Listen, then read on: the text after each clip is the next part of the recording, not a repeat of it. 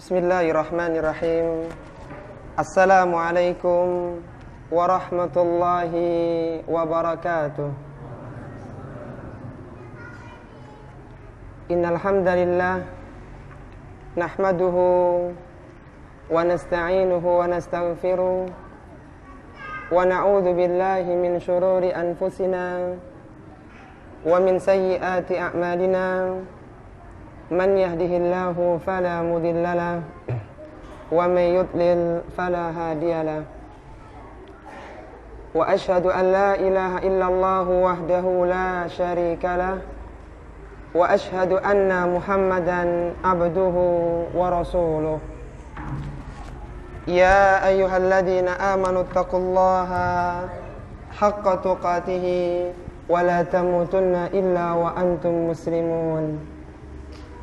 Ya ayyuhan nasu taqu rabbakumul ladzi khalaqakum min nafsin wahidah wa khalaqa minha zawjaha wa batha minhuma rijalan katsiran wa nisaa'a wattaqullaha alladzi tasaaluna bihi wal arham innallaha kana 'alaikum raqiba.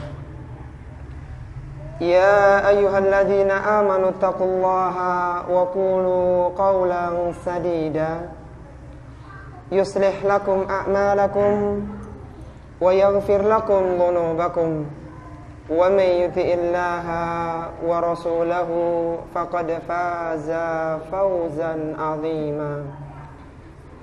Allahumma salli ala Muhammadin wa ala alihi wa ashabihi wa man tabi'ahum bi ihsanin ila yaumiddin wa ba'd. Ikhwati fillah rahimani wa rahimakumullah. Tidak ada kata yang tepat untuk mengawali perjumpaan kita pada majelis ilmu malam hari ini selain kita ucapkan alhamdulillahi rabbil alamin. Segala puji bagi Allah Subhanahu wa ta'ala, Rabb seluruh jagat raya.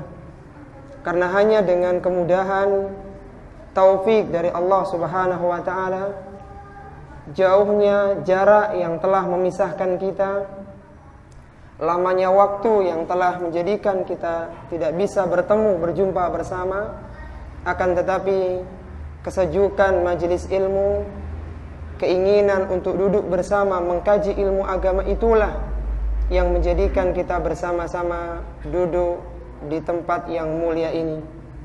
Semua ini adalah hanya berkat pertolongan dan taufik serta ridha dari Allah Subhanahu wa ta'ala yang kita sangat layak untuk bersyukur karenanya.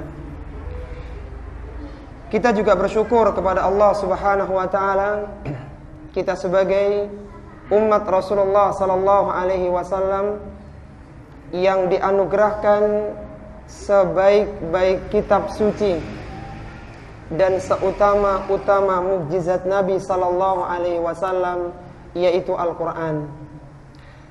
Karena Al-Qur'an merupakan kitab suci yang diturunkan kepada sebaik-baik nabi, yaitu Rasulullah sallallahu alaihi wasallam.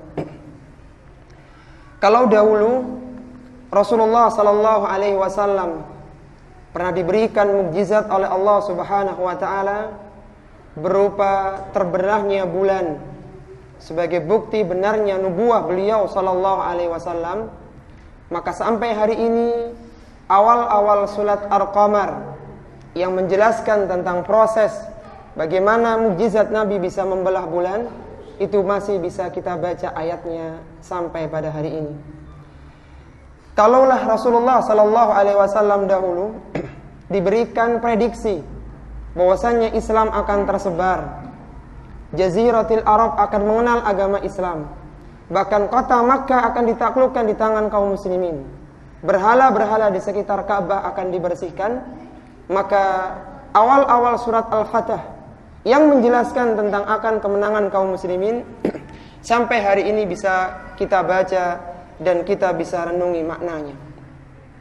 Kalaulah dahulu para sahabat Nabi dimotivasi dengan disebutkan akan adanya surga bagi orang-orang yang beriman dengan bidadari dengan berbagai kecantikannya, yang dengan mendengarkan motivasi surga itu, para sahabat beranjak, mereka bergegas untuk melakukan amalan-amalan kebaikan. Maka keindahan surga yang tidak pernah dilihat oleh mata, tidak pernah terbersit dalam jiwa-jiwa manusia, sampai hari ini masih kita baca di dalam surat Ar-Rahman.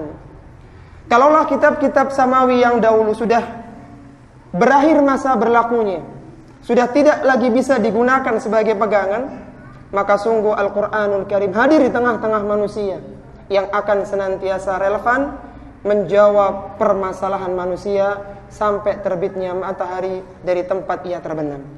Maka sungguh kemuliaan yang sangat besar yang Allah anugerahkan kepada umat Islam. Kunci kemenangan kaum muslimin adalah pada kitab suci mereka. Dan dahulu Al-Quranul Karim pernah mengantarkan para sahabat pada masa-masa kejayaan dan masa keemasan.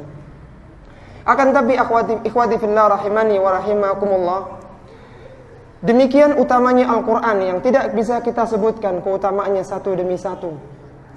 Rasulullah sallallahu alaihi wasallam sangat mengkhawatirkan ketika berlalunya masa yang panjang dari masa kenabian beliau sallallahu alaihi wasallam dan muncul berbagai fitnah, terutama fitnah di akhir zaman, maka kaum muslimin mulai lalai, mulai lupa, mulai menjauh dari Al-Quranul Karim. Sehingga ini yang ditakutkan oleh Nabi sallallahu alaihi wasallam jauh-jauh sebelum kejadian akhir zaman ini muncul. Yang sampai-sampai Allah Subhanahu wa taala abadikan dalam surat Al-Furqan keluhan dan rintihan Rasulullah sallallahu alaihi wasallam karena khawatir umatnya akan meninggalkan Al-Quran. Dulu Al-Quran telah mengangkat Jaziratul Arab. Al-Quran telah membawa sahabat yang asalnya tidak dikenal oleh dunia menjadi imperium besar dunia.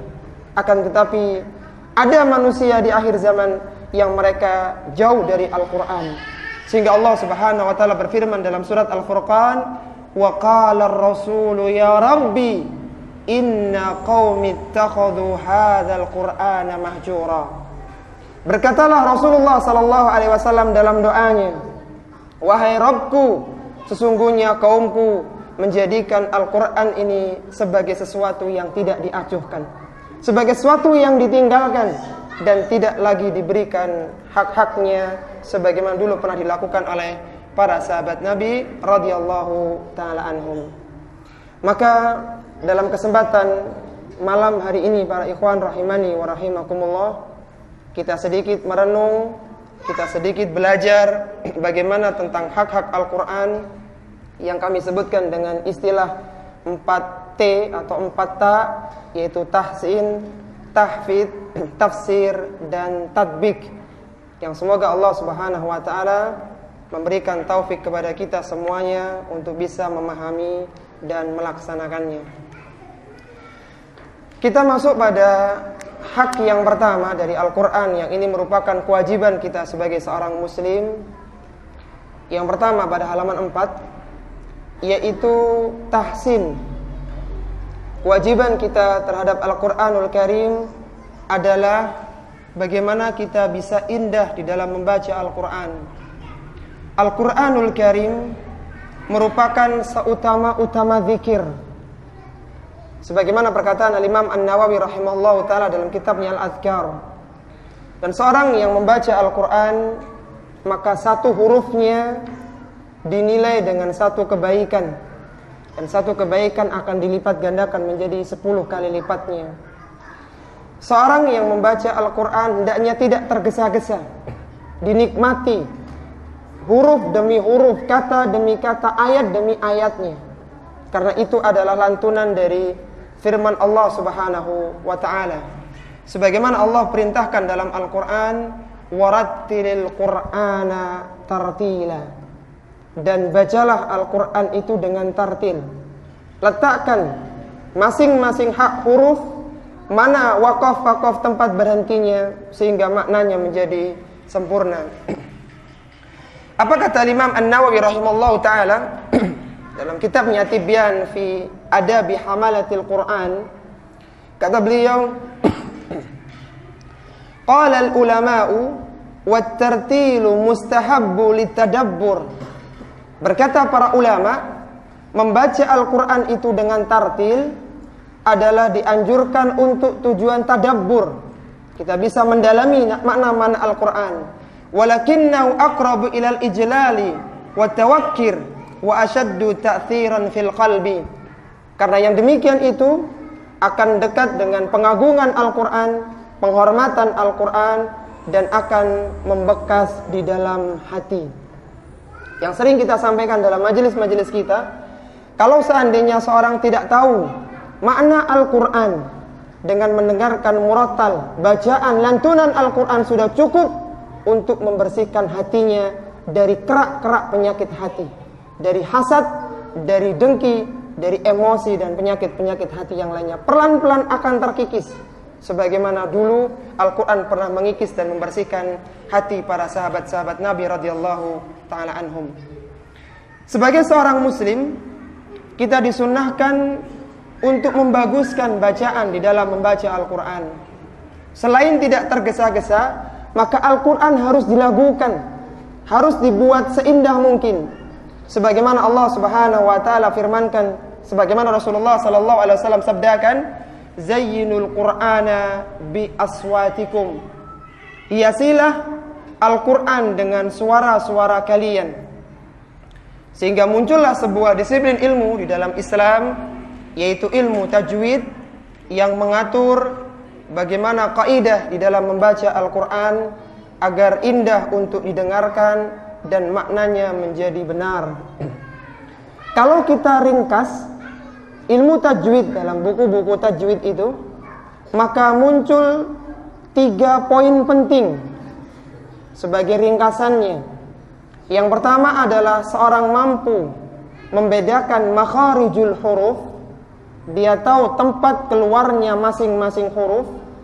Kemudian dia menahan bacaan yang seharusnya ditahan dan tidak menahan bacaan yang tidak boleh ditahan.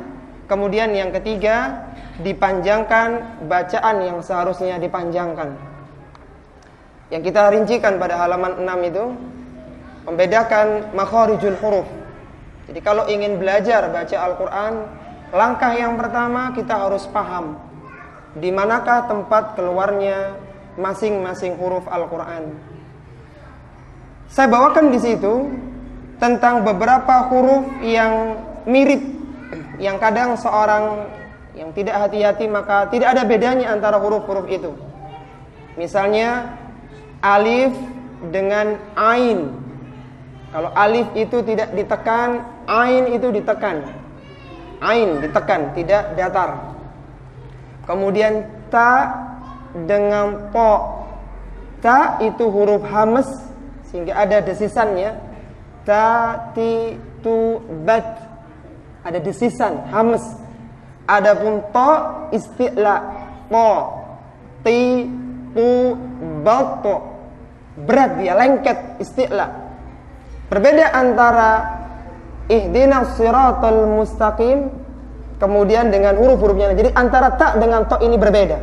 Jadi bedakan. Latihan ta, to, ta, to. Itu langkah awal.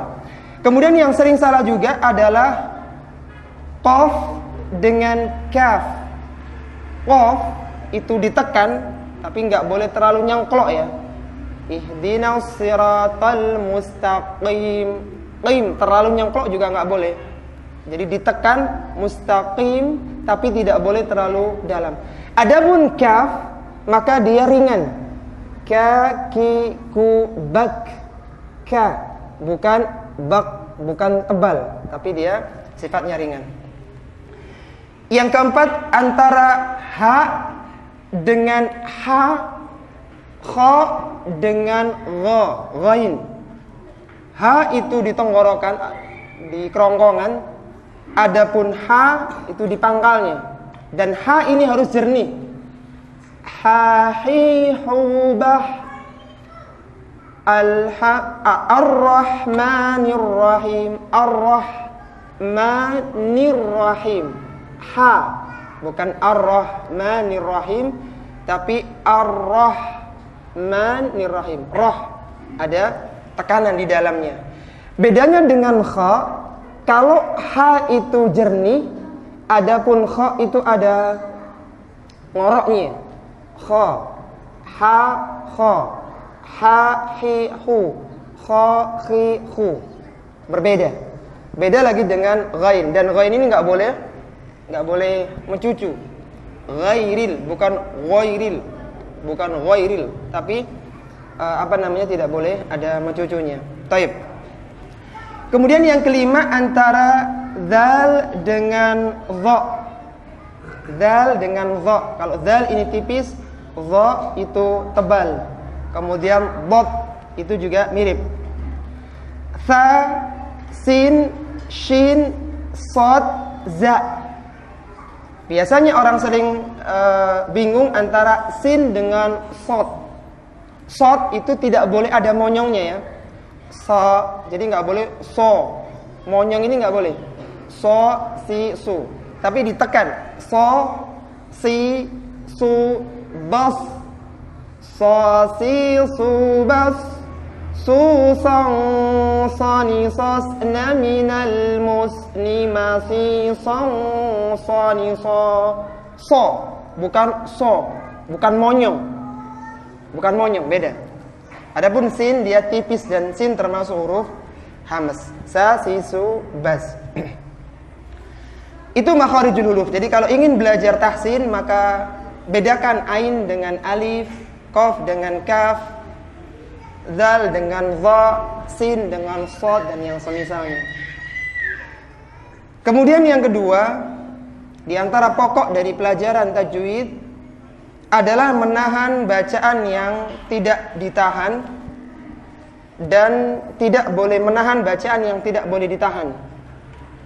Bacaan yang semestinya ditahan itu adalah nun mati atau tanwin bertemu yanmu yang disebut dengan idgham bi gunnah, ditahan. Kemudian nun mati bertemu ba, mim mati bertemu mim dan mim mati bertemu ba. Juga nun tanwin, nun tasdid dan mim tasdid. Ini semua ditahan. Tidak boleh terbulu-bulu. Inna. Ada nun tasdid di sana. Ditahan dulu. Tarmihim bihijaratin. Tarmihim. Ditahan. Baik itu nahannya ada yang dengung, ada yang samar, maka itu bahasanya di istilah-istilah tajwid. Tetapi yang jelas ditahan dulu, jangan terburu-buru. Indahnya kita membaca Al-Quran ketika kita tahu mana bacaan yang boleh ditahan. Jadi ketika ditahan itulah maka kita goyang, kita lakukan sehingga menjadi indah bacaannya. Tetapi di sana ikhwati fillah rahimani wa rahimakumullah, ada huruf-huruf atau bacaan yang tidak boleh ditahan, yang kalau ditahan malah salah. Di antaranya halaman 7, nun mati atau tanwin bertemu dengan ha, dengan hamzah, dengan ghain, dengan ain, dengan kha, dengan ha. Ini tidak boleh ditahan. Kemudian mim mati, nun mati bertemu lam dan ra, tidak boleh ditahan langsung masuk. Atau mim mati bertemu selain mim dan ba. Jadi mim mati dia tidak boleh ditahan kecuali saat bertemu dengan apa? Huruf apa? Mim dan ba saja. Selainnya tidak boleh. Jadi membaca misalnya begini, Alhamdulillahi Rabbil Alamin. Ini salah. Alham kan mimnya kan mati itu. Alhamdu harusnya alhamdu, bukan alhamdu. Atau alam tara. Ini juga salah. Mim mati bertemu dengan tak tidak boleh ditahan. Yang boleh hanya apa tadi? Mim mati bertemu mim sama ba saja. Selainnya tidak boleh ada tahan, tidak boleh tahan, tidak boleh dengung. Adapun yang berikutnya adalah memanjangkan bacaan yang dipanjangkan. Yang pertama adalah bacaan mad tabi'i. Dhammah bertemu dengan wawu mati, kasrah bertemu dengan ya mati, dan fathah bertemu dengan alif. Ini dipanjangkan 2 harakat. Adapun selebihnya bisa dilihat tanda-tanda di mushaf. Nanti ada mad wajib muttasil, ada mad jaiz munfasil yang ditandai di dalam mushaf Al-Qur'an. Inti dari pembahasan tajwid itu di sini, pembedaan makharijul huruf Kemudian kita harus tahu mana yang ditahan, mana yang tidak boleh ditahan, dan memanjangkan bacaan yang dipanjangkan. Kalau ana boleh pesan kepada antum semuanya para ikhwan rahimani wa rahimakumullah, sebagaimana yang ana pesankan di banyak majelis-majelis kajian kita, usahakan ya di pagi hari sebelum antum baca, antum buka Android, buka gadget ya, usahakan antum jangan buka apapun kecuali antum buka Al-Quranul Karim. Kenapa antum baca ribuan pesan manusia yang tidak berpahala, sedangkan antum meninggalkan pesan dari Rabb semesta alam? Membaca WA, Facebook, satu hurufnya tidak ada pahalanya, hanya memenuhi otak kita dengan informasi yang besok basi, lusa sudah tidak ada artinya. Sedangkan Al-Quran, satu hurufnya berapa pahalanya? 10 kali lipat, bahkan bisa dilipat gandakan yang jauh lebih dari itu. Maka pesan ana, ketika pagi hari, tolong antum tidak boleh buka grup, buka Facebook, kecuali setelah antum baca Al-Quranul Karim. Bahkan kalau ana boleh berpesan lagi, apalagi sebentar lagi bulan Ramadan, usahakan saat orang lain itu ketinggalan gadgetnya, itu panik ya, karena ketika kehilangan sekian kontak, tidak bisa mengakses teman-temannya. Kita sebagai muslim harus panik ketika kehilangan atau ketinggalan mushaf Al-Quran. Seperti ini misalnya ya, mushaf saku ini Masya Allah sangat bermanfaat sekali. Kita bisa mudah mengantonginya. Dan kita tahu ya, di dalam Islam, siapa orang Islam yang tidak boleh nyentuh Al-Quran? Dalam kondisi apa orang Islam gak boleh nyentuh Al-Quran? Orang yang junub satu, dan yang kedua, wanita yang sedang haid. Artinya kita meskipun tanpa wudu, kita boleh membaca Al-Quran. Ya meskipun yang utama pakai wudu ya, meskipun kita tanpa wudu, kita boleh membaca Al-Quran. Artinya antum lihat, di tempat-tempat orang menunggu, mereka akan keluarkan HP-nya, akan lihat, akan browsing. Sedangkan kenapa kita tidak membaca Al-Quran? Yang dulu para sahabat itu diangkat derajatnya oleh Allah hanya melalui kitab Al-Quran yang mulia ini. Bukan banyaknya mereka dengan informasi, bukan kecanggihan mereka dalam IT mereka diangkat oleh Allah Subhanahu wa taala, tapi kedekatan mereka dengan Al-Quranul Karim. Kita tentu masih ingat para ikhwan rahimani wa rahimakumullah, siapa Utsman bin Affan radhiyallahu anhu, seorang sahabat yang dijamin surga. Apa kebiasaan beliau? Apakah buka WA seperti kita? Tidak. Beliau disibukkan hari-harinya dengan Al-Quranul Karim. Maka jangan heran kalau pada malam Idul Adha, ketika hari di mana Allah tetapkan Utsman harus terbunuh di tangan pemberontak, maka Utsman terbunuh sedang asik membaca Al-Quranul Karim. Kenikmatan membaca Al-Quranul Karim itulah yang menjadikan Utsman tidak terasa dengan tusukan banyak dari para pemberontak, bisa mematikan rasa sakit dari tusukan para pemberontak. Kenapa Al-Quran yang demikian mulianya ditinggalkan? Maka berikan hak pertama Al-Quran, yaitu baca Al-Quranul Karim. Kalau dulu para sahabat, para salaf mereka berlomba-lomba dalam baca Al-Quran, maka ironi zaman ini, jauh manusia dari bacaan Al-Quran. Coba, kalau boleh ana sarankan, saat antum pegang WA, pegang Android, tolong Al-Quran dipegang. Kira-kira tulisan di WA itu masih kebaca nggak untuk kita sekarang? Yang kecil-kecil itu kebaca nggak kira-kira? Kebaca. Maka seharusnya font Al-Quran yang kecil ini kita pun bisa baca. Kita bisa baca. Kenapa kita tidak panik ketika kecilnya font WA, tetapi kita bingung kecil banget font Al-Quran ini? Kita harus bisa. Maka pesan ana kepada antum semuanya, tolong berikan hak Al-Quran dengan dibaca. Kalau pecinta musik diisi hari-harinya dengan mendengarkan musik, maka pencinta Al-Quran diisi hari-harinya dengan dekat dengan Al-Quran. Waktu luang kita bisa baca 1-2 ayat, 1-2 halaman, dan itu sangat berarti ketika kita bertemu dengan Allah Subhanahu wa taala. Kita tentu masih ingat para ikhwan rahimani wa rahimakumullah, apa yang dikatakan oleh Al-Quran ketika pada hari kiamat kelak. Kata Al-Quran, ya Rabbi mana'tuhul laila, sungguh aku telah menahan dia dari tidur malamnya, ya Rabbi fayashfa'ani, maka izinkan aku untuk memberikan syafaat kepada orang ini. Siapa pula WA dan Facebook untuk kita nanti pada hari kiamat ya ikhwan? Tidak bisa apa-apa, menambah banyak beban pikiran kita.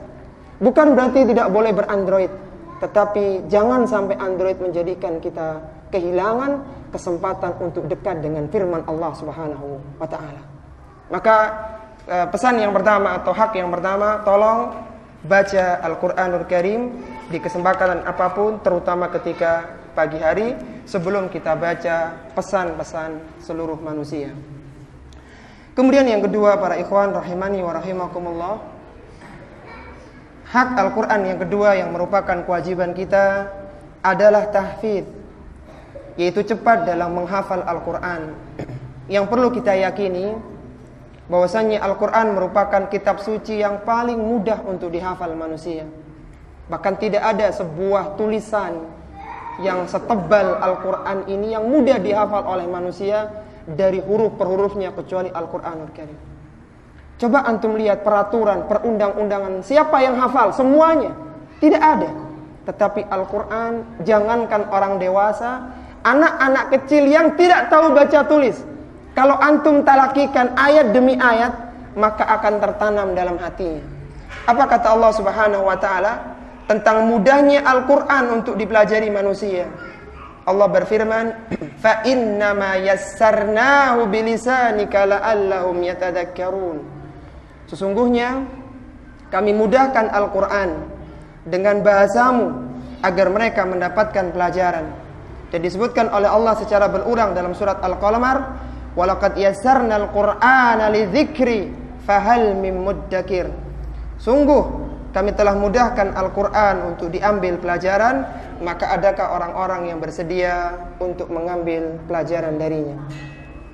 Sehingga tepat kiranya ketika Allah Subhanahu wa taala turunkan Al-Quranul Karim di Jaziratul Arab, sebuah negeri yang waktu itu terkenal ummi. Ummi maksudnya adalah dua. Yang pertama, ummi dalam arti mereka tidak tahu baca tulis, tidak bisa baca tulis bangsa Arab waktu itu. Dan ummi yang kedua, tidak pernah turun kepada mereka kitab-kitab samawi. Kita tahu ya, bahwasannya Nabi Ibrahim alaihissalatu wassalam merupakan abul anbiya, bapaknya para nabi dan rasul. Dari Nabi Ibrahim itu keluarlah dua keturunan besar.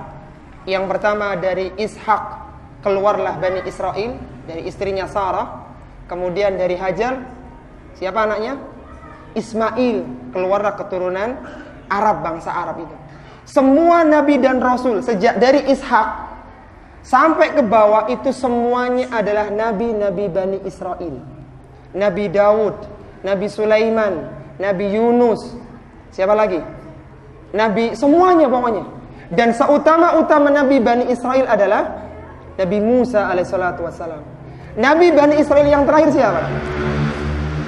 Nabi Bani Israel yang terakhir Nabi Isa alaihissalatu wassalam. Sedangkan Jaziratul Arab tidak punya nabi kecuali Nabi Ismail, dan terakhir adalah Rasulullah Muhammad sallallahu alaihi wasallam. Sehingga dikenal mereka dengan istilah ummi. Ummi artinya mereka tidak pernah mendapatkan kitab samawi langsung dari langit, beda dengan orang-orang Bani Israel.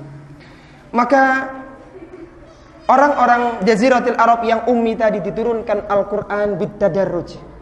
Antum bayangkan ya, mengajarkan kitab setebal ini di anak didik yang gak bisa baca tulis. Kira-kira gimana caranya? Kalau bisa baca, bisa kita ajarkan dengan mudah. Kalau tidak bisa baca tulis, maka ini sebuah masalah.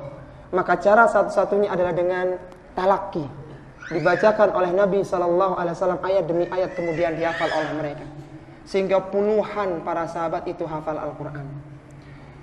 Siapa pula kita zaman sekarang para ikhwan? Kita bisa baca puluhan kata, puluhan kalimat. Kenapa sedikit dari kita yang bisa hafal Al-Quran? Padahal dulu para sahabat tidak tahu baca tulis, hafal mereka Al-Quran. Sehingga masalahnya bukan Al-Quran yang sulit untuk dihafal, tapi keinginan kita yang harus ditempa, dibina bagaimana kita sedikit demi sedikit membaca dan menghafal Al-Quran. Ana harapkan dari antum semuanya para ikhwan rahimani wa rahimakumullah, tolong tanamkan keinginan untuk menghafal Al-Quran. Informasi kita banyak menghafalnya. Rumus-rumus kuliah kita harus menghafalnya untuk ujian. Sedangkan Al-Quran yang akan Allah tanyakan pada hari kiamat, kenapa kita tidak sibuk menghafalnya? Dengan berbagai uzur kita ajukan. Usia sudah senja, sulit untuk menghafal dan lain sebagainya. Siapa pula Abu Bakar ketika Al-Quran turun? Masih muda atau ABG Abu Bakar ketika itu? Sudah tua atau masih muda Abu Bakar? Sudah tua. Umar. Siapa mereka? Bukan anak muda.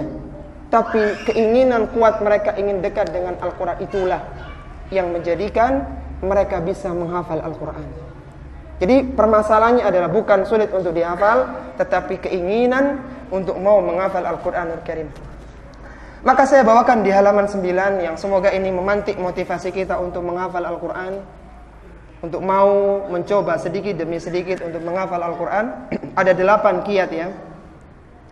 Yang pertama adalah tanamkan niat ikhlas membaca, niat ikhlas untuk menghafal Al-Quranul Karim karena Allah Subhanahu wa ta'ala. Jadi mulai sekarang tolong antum niatkan untuk menghafal Al-Quran. Tidak perlu ditargetkan kapan selesainya, tapi yang penting punya keinginan untuk menghafal. Kemudian yang kedua, usahakan antum gunakan satu mushaf. Jangan ganta-ganti mushafnya. Dan kalau ana boleh sarankan, pakai mushaf saku dan pojok. Tahu pojok ya? Jadi ayatnya itu akhir halaman itu mesti akhir ayat gitu. Itu insyaallah sudah banyak sekarang, pojok, mushaf pojok. Cari yang seperti ini. Kalau ini yang antum lakukan, nanti akan ketika antum murojaah ya, antum akan tahu, oh ayat ini posisinya di atas baris kedua nomor ini. Akan ingat. Kenapa? Karena sering antum lihat. Akan sering. Tapi kalau antum gonta-ganti mushaf, biasanya kan nggak sama susunannya, sulit terekam di sini susunannya itu. Maka saran anak, coba sekarang cari mushaf saku. Kalau boleh anak tambahkan, usahakan cari yang kalep ya. Ini anak kasih lakban supaya nggak cepat rusak ininya. Biasanya kan sering dibuka-buka gini kan, engselnya ini lepas biasanya karena dari kertas. Makanya kalau bisa dari kalep. Terus langkah yang ketiga, coba mulai dari juz 30 tetapi dari depan. Dari An-Naba turun, An-Naziat, Abasa, At-Takwir seperti itu. Kalau sudah nanti ke juz 29, Tabarok, kemudian Al-Qalam, Al-Haqqah dan terus ke bawah. Kalau sudah lagi ke atasnya lagi 28. Coba antum seperti itu. Jadi sedikit demi sedikit antum menghafal Al-Quran. Anak-anak kita saja sudah berapa juz ini? Al-Ihsan yang paling tinggi kelas 4 ya. Sudah berapa juz? Berapa Pak Adi? 28, 2 juz berarti ya. 28, 3 juz ya. 28 masih awal. Oh 28 awal. Jadi 2 juz ya. 29, 30, 28-nya masih mau melangkah. Anak-anak kita bisa Pak menghafal. Kenapa kita sebagai orang tua yang bangga punya anak yang hafal Al-Quran, harusnya juga kita ingin kita juga hafal Al-Quran. Taib. Kapan waktunya? Waktunya sederhana, yaitu kita menghafal ketika menunggu adzan dan iqamah. Kalau iqamahnya panjang, kesempatan. Seperti di SCDI itu, adzan zuhur jam 12, tapi sholatnya itu jam setengah 1. Itu setengah jam, lumayan, bisa dapat 4 ayat, dapat 5 ayat. Dihafal ya, bukan dibaca, ini konteksnya sudah beda. Ada Quran untuk kita baca, jadi tetap kita baca misalnya dari depan, dibaca, nanti diberi tanda. Ada juz yang kita hafal, beda bahasannya ini. Kalau yang dihafal dari juz 30. Itu alhamdulillah ya, kita biiznillah tahadus bin nikmah selama di STDI sekitar hampir setahun ya. Itu surat Maryam itu, Kaf, Ha, Ya, Ain, Shad sudah hampir selesai. Hanya bermodalkan memanfaatkan menunggu iqamah. Hanya dapat 3 ayat. Itu subhanallah, ditumpuk hari demi hari hampir selesai. Dan panjang surat Maryam itu. Itu Masya Allah, surat yang cukup menginspirasi kami. Surat yang sangat lembut ya, subhanallah. Bagaimana Allah ceritakan bagaimana proses kehamilannya Maryam, seorang wanita yang suci. Sampai dia mengatakan, ya laitani, seandainya aku, ya laitani mitu qabla hadza, seandainya aku meninggal sebelum kejadian ini, sebelum fitnah dianggap melakukan perbuatan yang menyimpang, dan kisah-kisah yang lainnya. Sangat indah sekali di sana. Maka usahakan kalau antum membawa mushaf saku ini, maka antum bisa buka menunggu iqamah setelah salat sunnah, 1 ayat dibaca. Bagaimana teknisnya? Pada nomor yang kelima, 1 ayat dibaca 5 kali. 5 kali antum baca dulu.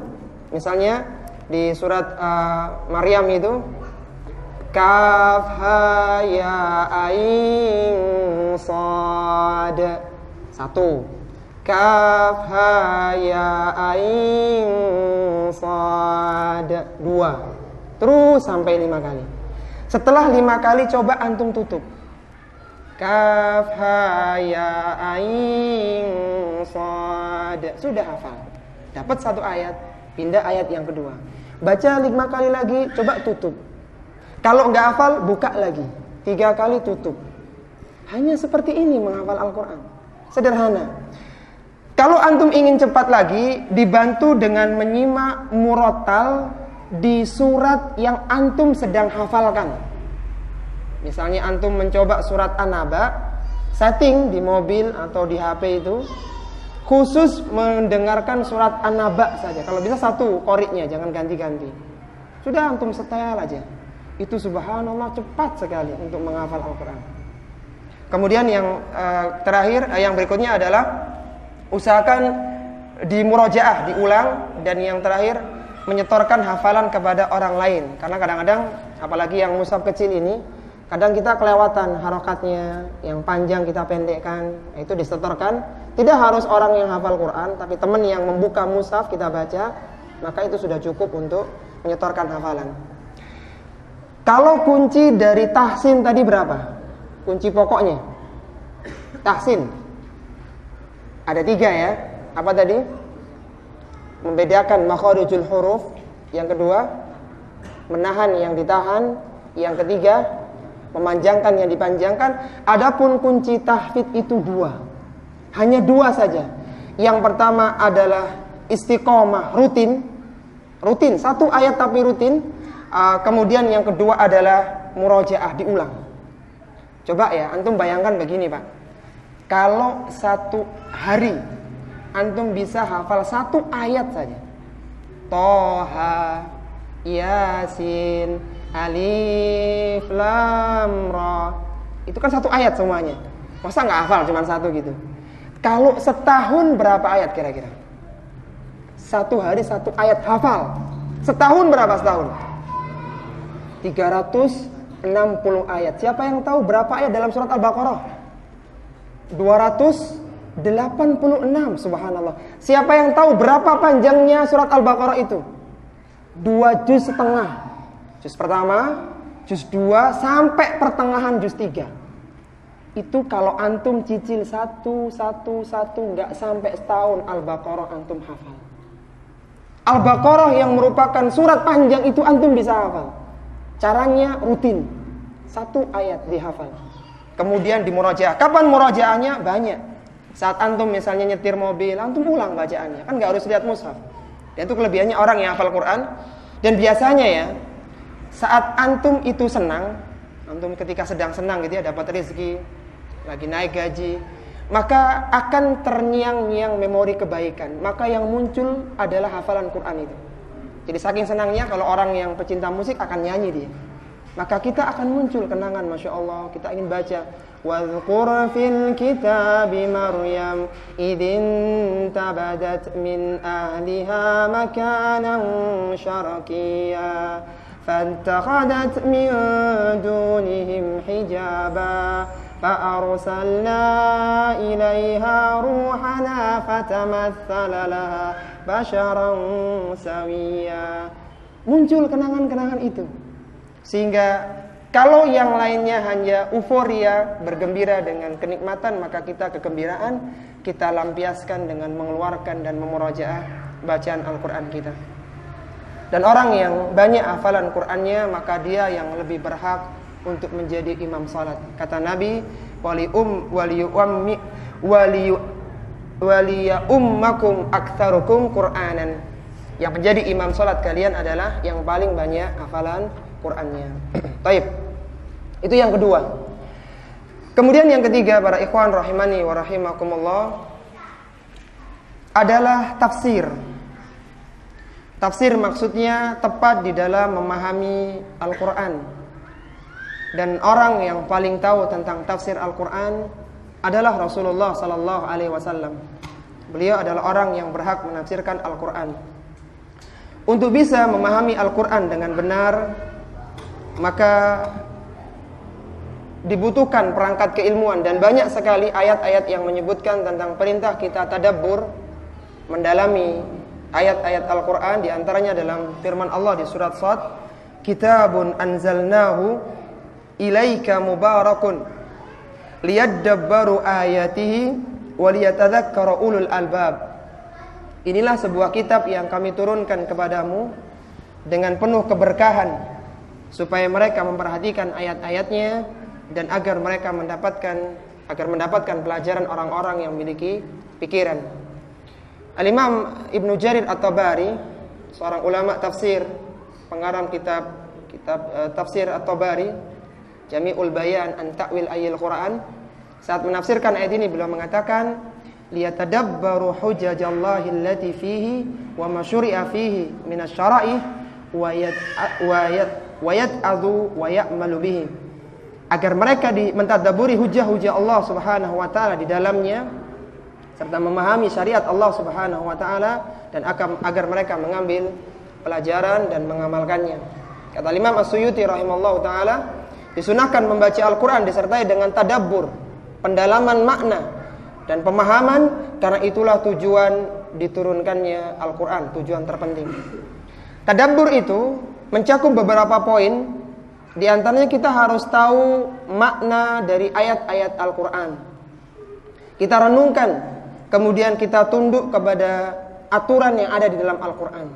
Perintah Al-Quran dijalankan dan larangannya itu dijauhkan.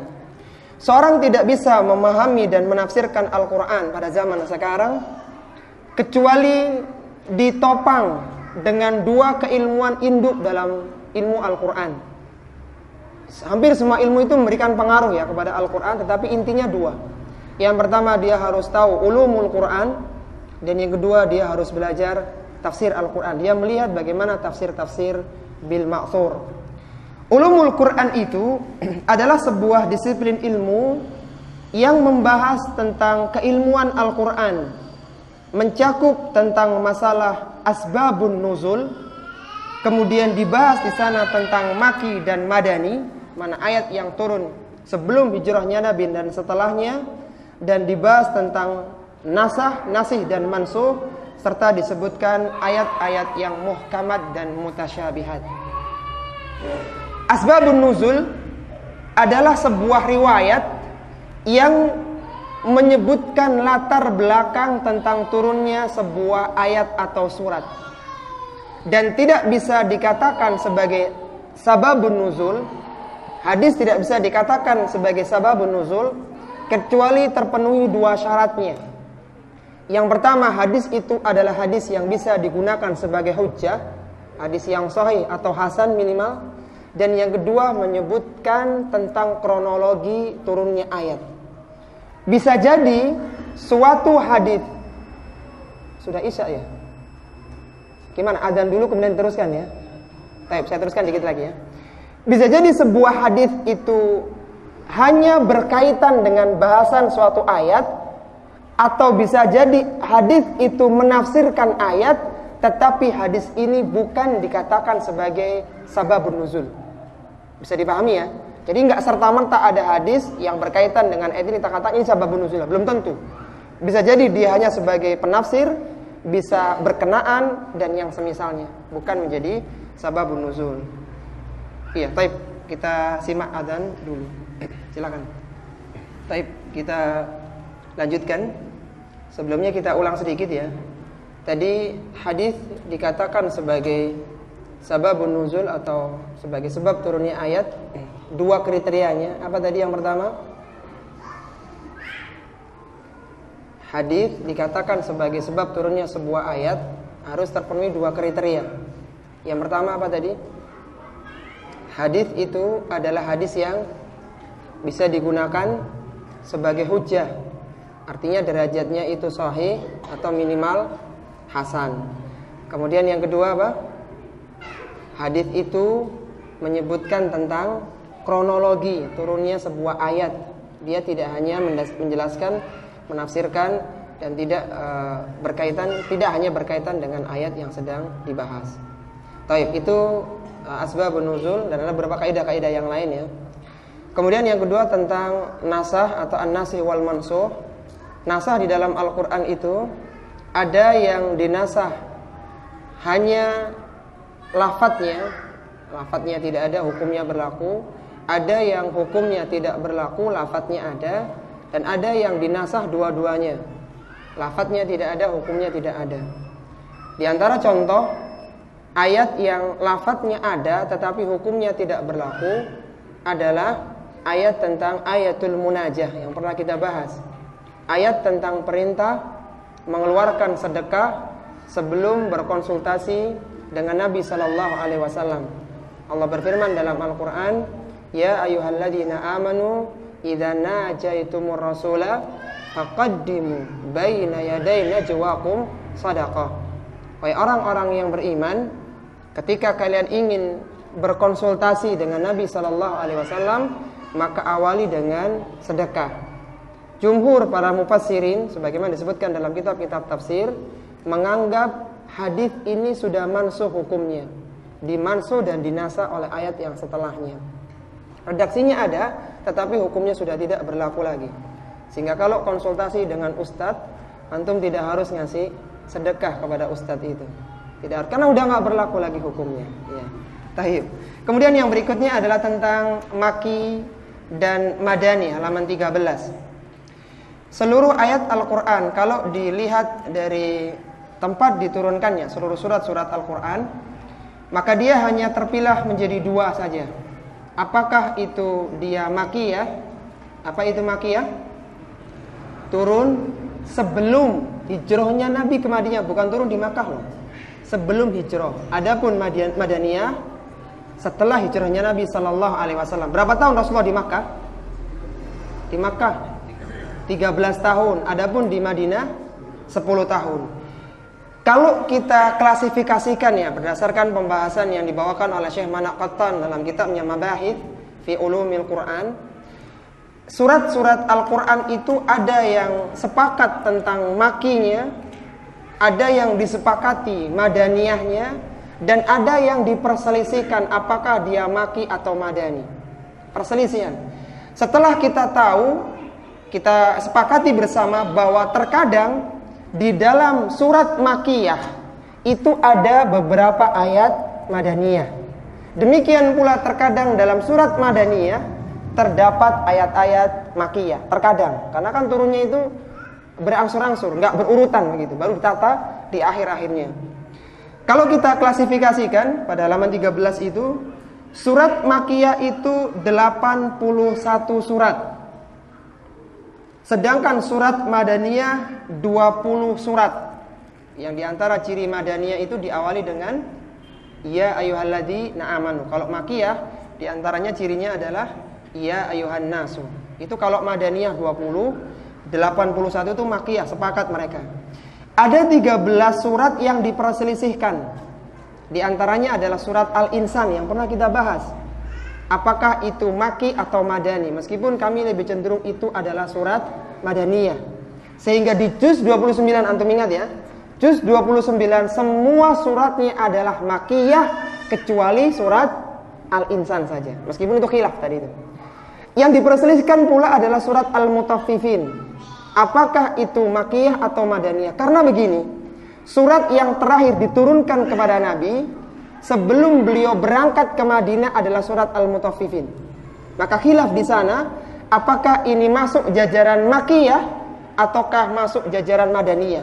Karena itu adalah surat yang memberitahukan kepada Nabi bahwa di antara kebiasaan orang Madinah, mereka biasa mencuri timbangan dan mikyal itu, ya timbangan dan takaran gitu, timbangan dan takaran. Sehingga diberitahukan kepada Nabi untuk menggambarkan mad'u yang akan didakwai di Madinah. Jadi sebelum beliau berangkat sudah turun ayat itu, wailul lil mutaffifin alladzina idzaktalu 'alan nasi yastawfun. Jadi menggambarkan nanti engkau akan bertemu sebuah kelompok yang mereka di antara kebiasaan buruknya adalah mengambil atau mengurangi takaran atau timbangan. Nah, yang menjadi masalah sekali lagi tentang apakah ini maki dan madani. Maka kami cenderung pendapat yang dibawakan oleh Syekh Abu Bakar Jabir Al-Jazairi bahwa akhir-akhir dari surat Al-Mutaffifin adalah Makkiyah, adapun awal-awalnya adalah Madaniyah. Jadi ya seperti itu ya. Jadi ada dua kolaborasi, meskipun secara umum ya surat itu adalah surat Madaniyah. Taib. Ada perselisihan. Kalau dari 13 surat itu kita teliti lagi, kita coba melihat pendapat yang rajih ya, dari sekian banyak pendapat para mufassirin, maka 7 surat Makkiyah dan 6 surat Madaniyah. Kalau mau diklasifikasikan, dipilih. Meskipun tadi kadang dalam surat Madaniyah ada ayat Makkiyah, demikian sebaliknya. Sehingga jumlah total surat Makkiyah adalah 88 surat, lebih banyak karena 13 tahun Rasulullah di sana. Dan jumlah surat Madaniyah adalah 26 surat. Yang 6 tadi itu hasil pendekatan begitu. Meskipun asalnya diperselisihkan. Dan total surat dalam Al-Quran berapa? 114 surat. Ya, kemudian juga membahas tentang muhkam dan mutasyabih, yang menafsirkan ayat-ayat yang sifatnya masih umum. Baik. Kemudian yang berikutnya, selain ulumul Quran, kita harus belajar tafsir Al-Quran. Dan ilmu tafsir adalah ilmu yang paling mulia untuk dipelajari oleh manusia. Itu saya bawakan perkataan Al-Asbahani rahimahullahu ta'ala. Kata beliau halaman 15, ilmu yang paling mulia untuk dipelajari manusia adalah tafsir Al-Quran. Yang paling mulia ya. Kalau yang paling utama ilmu tauhid, tapi yang paling mulia ilmu tafsir. Kenapa? Karena objeknya adalah kalamullah, yang merupakan sumber dari segala ilmu dan semua keutamaan. Dibahas di sana tentang masalah tauhid, tentang masalah adab, dan semuanya ada di sana. Sehingga belajar ilmu tafsir itu belajar tentang seluruh disiplin ilmu di dalam Islam.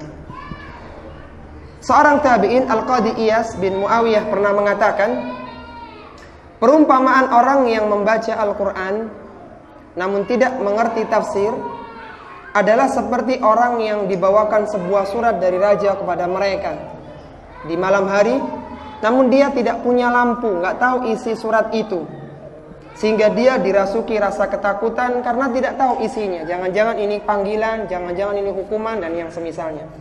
Sedangkan orang yang mengerti tafsir seperti orang yang datang dengan membawa lampu, sehingga dia tahu apa pesan yang ada dalam Al-Quran itu.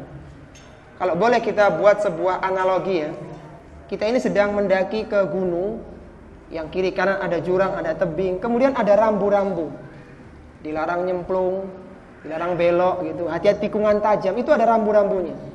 Kalau ada orang tidak paham rambu, ini bahaya dia. Dia akan ketawa-ketawa naik gunung, yang bisa jadi itu adalah tikungan tajam berpapasan dengan arah yang selainnya. Orang yang paham tafsir itu ibarat orang yang paham rambu-rambu ini. Oh, kita dilarang untuk makan harta riba dalam Al-Quran. Kita dilarang untuk ini, untuk itu. Tahu dia. Tahu apa larangan yang dilarang oleh Allah dalam Al-Quran, dia paham. Dari mana pahamnya? Dari ilmu tafsir.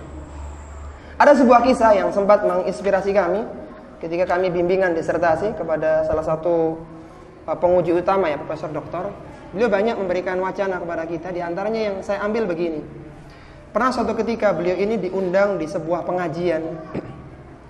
Orang yang bernazar untuk membaca Al-Quran 40 kali khataman. Jadi ada orang ini punya nazar, kalau aku mendapatkan itu, aku akan baca Al-Quran 40 kali khataman. Beliau cerita begitu kepada anak. Setelah selesai, maka digelarlah tasyakurannya. Tasyakuran, karena dia, Masya Allah, 40 kali khataman itu bukan rekor yang sederhana loh. Kita aja belum tentu bisa sebanyak itu dalam usia kita. Jadi ketika seorang ini sudah hafal menghatamkan ya, dia baca tidak menghafal 40 kali khataman, maka diadakan tasyakuran. Dan diundanglah salah satu dosen kami itu untuk mengisi tausiah di sana. Kata beliau di tengah-tengah pengajiannya, dia bilang begini, sebaiknya antum lain kali kalau mau nadar jangan 40 kali khataman, tapi tidak 35 kali khataman, dan yang 5 kalinya itu baca terjemahan Al-Quran. Karena ini orang gak bisa bahasa Arab. Yang 3-5 baca supaya dapat pahala, yang 5 kali baca terjemahannya sudah. Baca terjemahannya. Lama beliau berpisah dengan orang ini karena sudah selesai acara tasyakurannya, dikontak sama beliau. Gimana kabarnya? Sudah selesai belum membaca terjemahan Al-Quran 5 kali hatam? Apa kata orang ini ya ikhwan? Dia katakan, mohon maaf profesor, mohon maaf Pak Guru besar, saya tidak bisa selesaikan membaca terjemahan Al-Quran 5 kali hataman. Saya hanya bisa berhenti 3 kali hataman saja. Kenapa? Karena setelah saya baca terjemahan, muncul khasyah, rasa takut ternyata di akhirat seperti ini. Ternyata dahsyatnya neraka seperti itu. Sehingga tidak mampu lagi kiranya saya membaca Al-Quranul Karim. Dari mana dia tahu hukuman Allah yang Allah sediakan kepada pelaku maksiat kalau dia tidak pernah tahu apa maknanya, apa terjemahannya. Dan itu hanya didapatkan dengan 3 kali membaca terjemahan Al-Quran. Kalau dia hanya baca 40 kali tidak akan muncul khasyah, tidak akan muncul rasa ketakutan. Kenapa? Karena dia tidak paham apa yang Allah inginkan dalam Al-Quran. Itu hanya terjemahan ya ikhwan. Bayangkan kalau antum duduk bermajlis ilmu di majlis tafsir Al-Quran, dibacakan tafsiran para ulama salaf yang dulu ayat ini pernah membakar motivasi mereka untuk beramal. Betapa banyak ayat-ayat yang telah menjadikan para sahabat bangkit dari santai-santainya menjadi banyak beramal karena mereka tahu tafsiran Al-Quran. Dan antum beringat bahwa seorang muslim, halaman 16 ya, yang dalam hidupnya dia bisa tuntas mempelajari tafsir Al-Quran, maka dia akan mendapatkan ilmu tauhid, ilmu fikih, ilmu sejarah, semuanya ilmu ada dalam Al-Quran. Tapi yang perlu antum ingat, mempelajari tafsir itu tidak bisa instan, tidak bisa 1-2 tahun, butuh lama waktunya. Siapa Abdullah bin Umar radhiyallahu taala anhu? Kata Imam Malik dalam kitabnya Al-Muwatta, dikatakan di sana anna Abdullah bin Umar makatha ala suratil Baqarah 8 sinina yata'allamuha. Beliau Abdullah bin Umar ini fokus untuk belajar surat Al-Baqarah 286 ayat itu selama 8 tahun. Itu surat Al-Baqarah saja. Kita udah berapa juz itu dulu yang sempat kita selesaikan ya? 2 juz ya, 28 sama 29. Itu perlu diteruskan. Jadi perlu lama, perlu seorang duduk bermajelis ilmu dengan majelis-majelis tafsir. Tapi juga perlu waktu yang lama, butuh kesabaran sehingga tuntas. Kalau antum berhasil mempelajari tafsir Al-Quran secara utuh tadi, semua induk ilmu tauhid, semua sejarah Islam yang tidak berubah secara redaksional itu antum dapatkan. Banyak sekarang kisah, bahkan sinetron bermunculan, itu semua fiktif, dibuat-buat. Adapun kisah indah Al-Quran, subhanallah, redaksinya tidak berubah.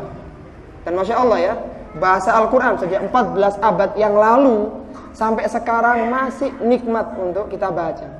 Bandingkan dengan begini, antum baca novel 30 tahun yang silam, pakai ejaan lama, sulit antum membaca. Sedangkan Al-Quran subhanallah, lihat bagaimana kesedihan Nabi Yakub ketika ditinggal oleh putranya Yusuf. Ashku bathi wa huzni ilallah, aku hanya menunjukkan kesedihanku kepada Allah. Sampai buta beliau ini, menangis. Kisah yang sangat menyedihkan, yang sangat menyentuh gitu loh. Seorang bapak yang punya anak kesayangan kemudian hilang bertahun-tahun. Itu subhanallah, ini bukan drama kisah yang dibuat-buat, nyata begitu. Yang itu dulu ketika dibaca oleh para sahabat menjadikan mereka cinta kepada anak-anaknya. Jadi sayang kalau kita baca ribuan novel, kisah, sedangkan kisah dalam Al-Quran itu tidak kita baca. Dan sepertiga isi dari Al-Quran isinya adalah kisah, adalah kisah-kisah. Baik. Kemudian yang terakhir adalah tadbik, adalah mengamalkan Al-Quran di dalam kehidupan. Perintahnya dilaksanakan dan larangannya ditinggalkan. Sebagaimana Allah sebutkan di dalam banyak ayat dan disabdakan oleh Nabi sallallahu alaihi wasallam.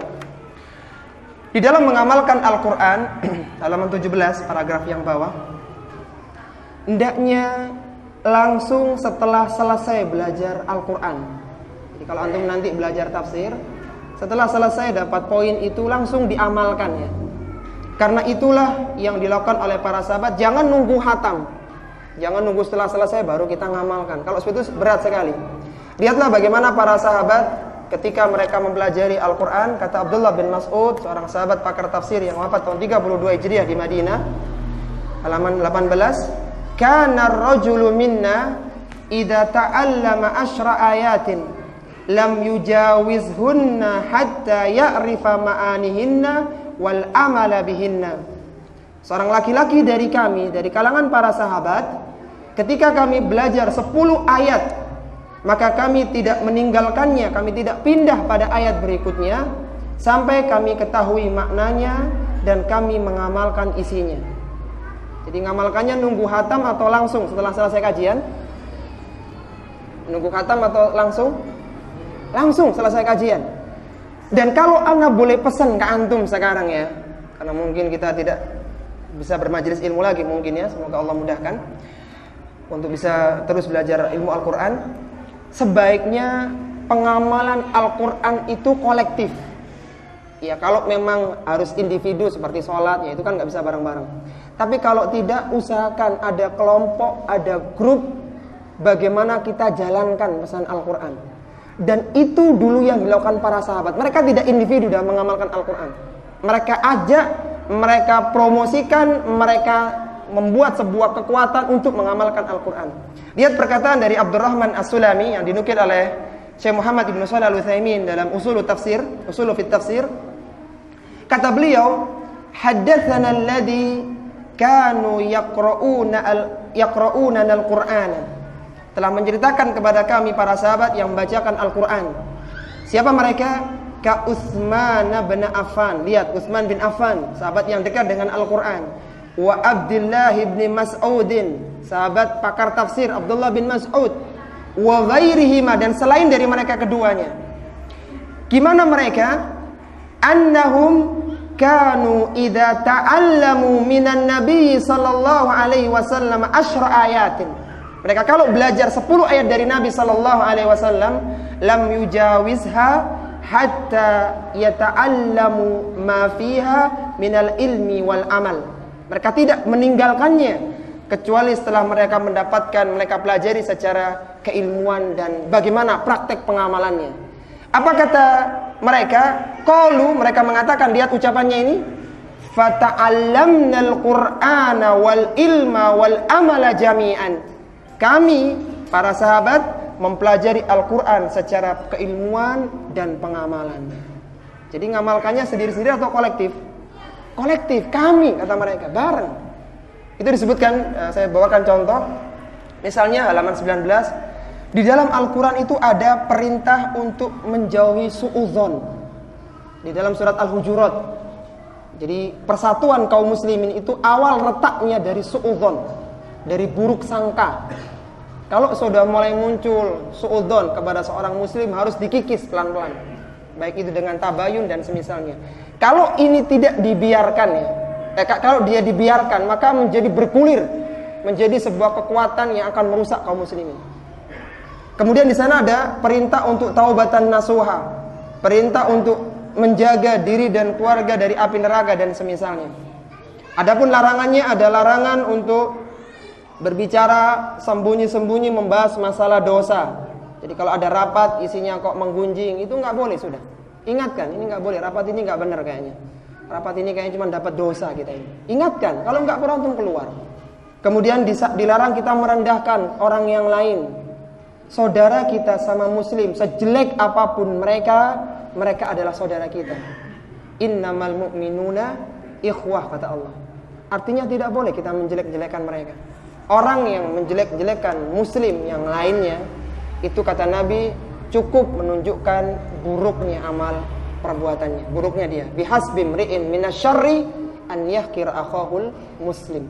Cukup seorang dikatakan buruk pelangainya ketika kebiasaannya suka meremehkan muslim yang lainnya. Jadi tidak boleh mencela muslim yang lain. Kalau salah ya diingatkan. Dan diancam dalam Al-Quran orang-orang yang tidak mengamalkan Al-Quran, maka mereka diibaratkan seperti keledai yang memikul kitab-kitab kuningnya.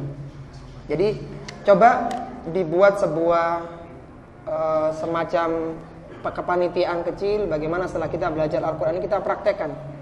Ana sudah pesankan di beberapa jamaah di Probolinggo misalnya, setelah kajian tafsir itu tulis poin-poinnya.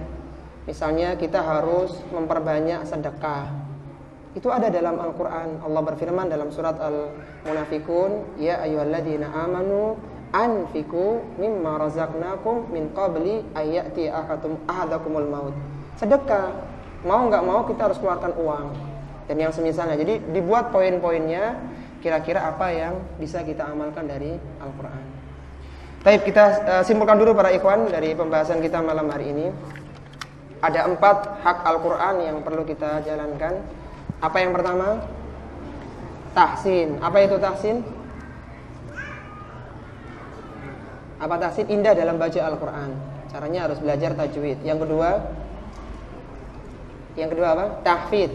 Cepat di dalam menghafal. Yang ketiga, tafsir. Kita harus belajar bagaimana makna-makna Al-Quran. Dan yang keempat, tadbiq. Kita harus mengamalkan. Setelah kita tahu maknanya itu, maka kita amalkan, kita jalankan. Taib, sebagai penutup dari kajian kita pada malam hari ini, kita ucapkan syukur segala puji bagi Allah Subhanahu wa taala yang telah menganugerahkan kepada kita berbagai macam kenikmatan, dan kita diciptakan oleh Allah, ditakdirkan oleh Allah sebagai orang-orang yang beriman dan berpengetahuan. Kita dijadikan orang-orang yang cinta dengan majelis-majelis keilmuan. Kita bersyukur kepada Allah Subhanahu wa taala. Apalagi setelah insyaallah sebentar lagi saya juga menyelesaikan studi di S3, maka saya jadi teringat sebuah kisah di dalam surat An-Naml ya. Ada beberapa potongan kisah Nabi Sulaiman yang sangat indah di sana. Bahwa Nabi Sulaiman itu adalah nabi yang memiliki puncak kejayaan. Beliau adalah seorang nabi yang diberikan sebuah istana megah yang tidak akan pernah ada istana semegah Nabi Sulaiman. Jadi kalau antum terkagum-kagum dengan bangunan barat, bangunan pencakar langit punya barat seandainya saja, antum jangan terlalu kagum. Jauh-jauh sebelum itu sudah ada istana yang terbuat dari kaca. Zaman itu loh ya, yang bawahnya itu ada kolamnya. Sampai-sampai Ratu Saba itu kalau mau masuk itu diangkat roknya itu, karena takut karena air. Itu berapa miliar yang dibutuhkan. Dan Nabi Sulaiman, antum tahu ya kisahnya, kenapa beliau Nabi Sulaiman ini ditundukkan bangsa burung, bangsa manusia, bangsa jin. Bahkan beliau diberikan kemampuan untuk bisa mendengarkan bahasa semut. Luar biasa. Itu bagaimana kisahnya ya? Kisahnya sangat menarik. Nabi Sulaiman itu seorang panglima kan, anaknya Nabi Dawud alaihissalatu wassalam. Beliau suka dengan pacuan kuda. Jadi suka melihat kuda-kuda yang gagah gitu. Mungkin kalau kita sekarang orang suka lihat moge gitu ya. Kalau yang laki-laki motor-motor gede itu kan senang laki-laki rata-rata. Nah, pernah suatu ketika itu ada dalam Al-Quran loh kisah itu. Suatu ketika Nabi Sulaiman itu melihat pertunjukan itu, pertunjukan kuda-kuda yang sangat jantan, yang cepat larinya, sampai menerlenakan beliau dari zikrullah. Maka saking marahnya Nabi Sulaiman itu, maka diperintahkan agar kuda itu dipotong kakinya dan disembelih lehernya. Dibunuh semua kuda-kuda itu. Karena kuda ini yang telah menerlenakan saya dari mengingat Allah Subhanahu wa ta'ala. Apa gantinya setelah itu?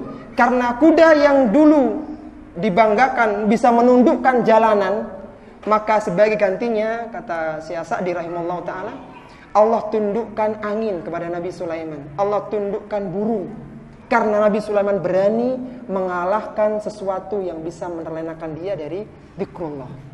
Seandainya antum berani mengalahkan sesuatu yang bisa melupakan antum dari mengingat Allah, sesuatu yang menjadikan antum lupa dari baca Al-Quran, maka subhanallah, antum akan dapat sebuah karamah, ditundukkan hal yang lain yang tidak pernah didapatkan kecuali orang yang berani mengalahkan hari-hari yang melupakan itu. Ketika pada puncak kejayaan itu ya, ringkas ceritanya ke sana karena panjang kisahnya dan ada di beberapa surat. Nabi Sulaiman ini mendengarkan ucapan semut, ucapan namlah. Ini sebagai dalil bahwa semut itu juga bisa bicara. Kita aja yang nggak paham bahasanya, nggak dengar.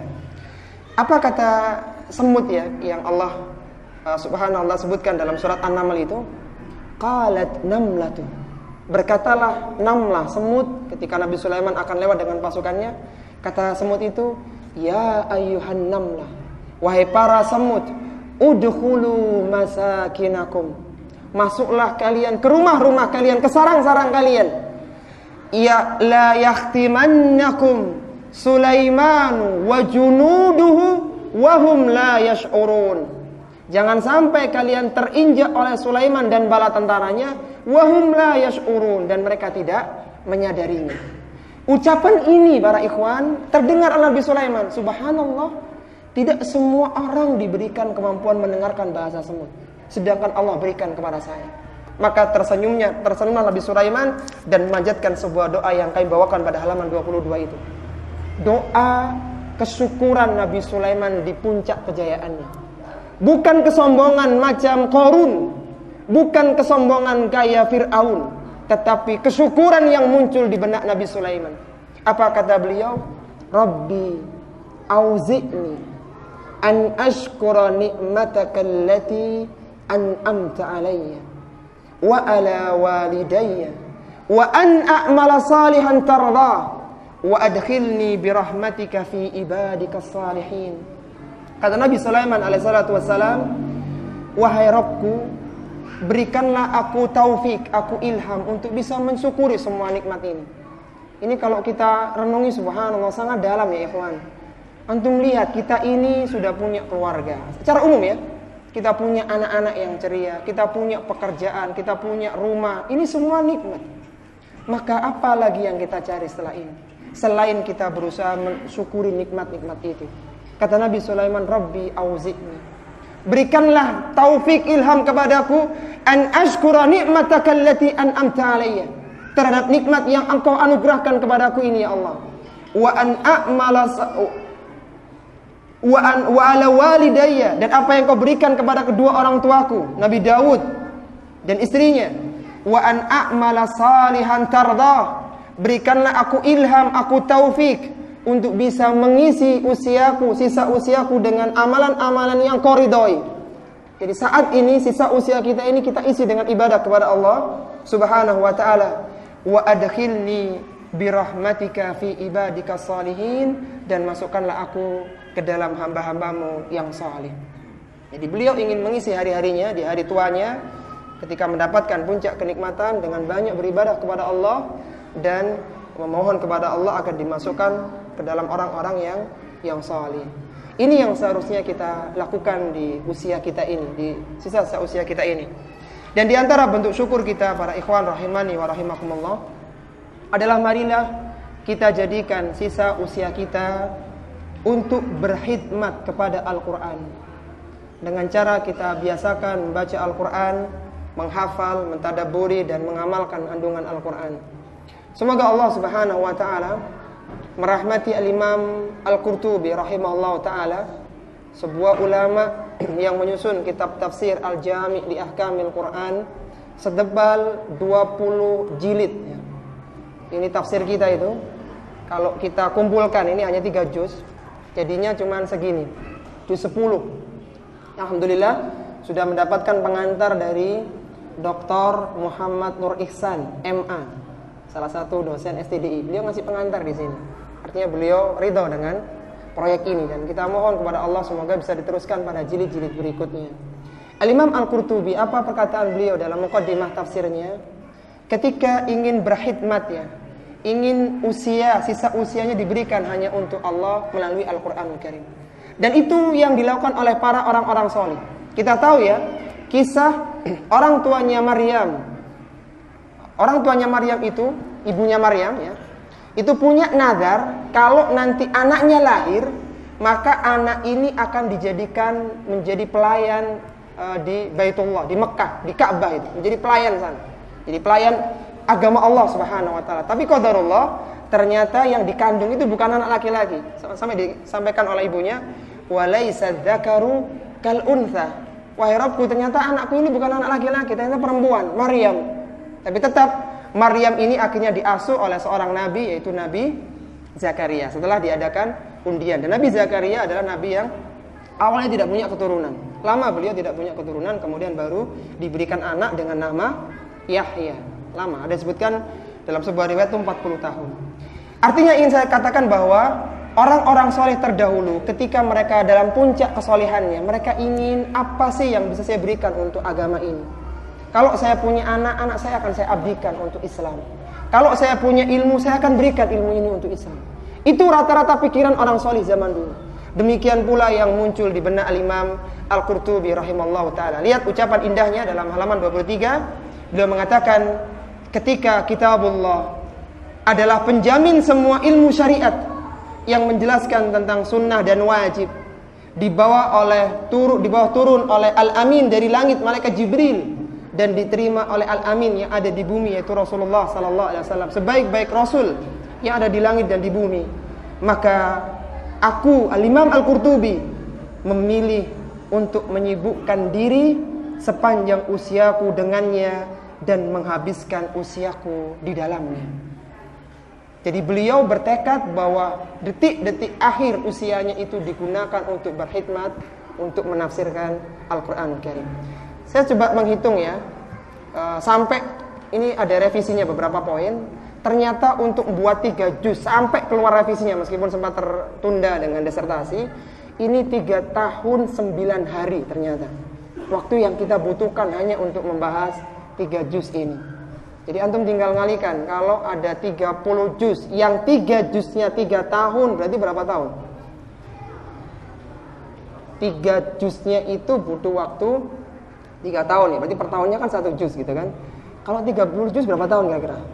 30 tahun, subhanallah. Itu kalau Allah merahmati ya, Allah mudahkan, maka kita akan jalan. Nah, terlepas dari itu para ikhwan, semoga ini menjadi tekad kita bersama, bahwa marilah di sisa usia kita isi hari-hari kita dengan berkhidmat kepada Al-Quran. Kita sibukkan hari-hari dengan pelajari tafsir Al-Quran dan berusaha mengamalkannya di dalam kehidupan. Ini yang bisa Anda sampaikan, semoga menjadi motivasi bagi kita bersama, terutama untuk menyambut datangnya bulan Ramadan yang mulia. Sebagai informasi, kajian ini juga sekaligus sebagai penutupan resmi KJJ ya. Kita ada KJJ kuliah jarak jauh dengan beberapa ikhwan, ada 13 orang. Sudah setahun program ini jalan dan penutupannya malam ini. Jadi acara ini juga resmi menutup KJJ, dan semoga ikhwan-ikhwan yang sudah tergabung di KJJ bisa mengamalkan ilmunya dan diteruskan gaya pola pembelajaran KJJ itu pada kitab-kitab yang lainnya.